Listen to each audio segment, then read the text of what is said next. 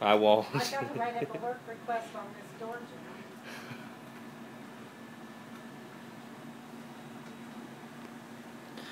This is a Rinnai Tankless natural gas water heater that we just put in.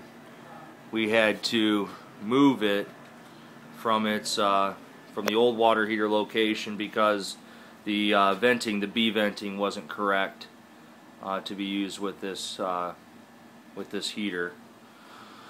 So we piped everything over using the unistrut, hung everything with the unistrut, as you can see.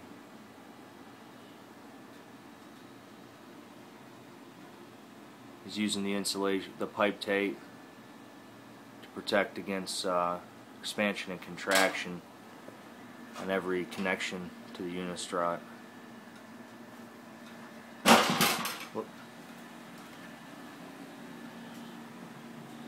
And then this is the Rinnai.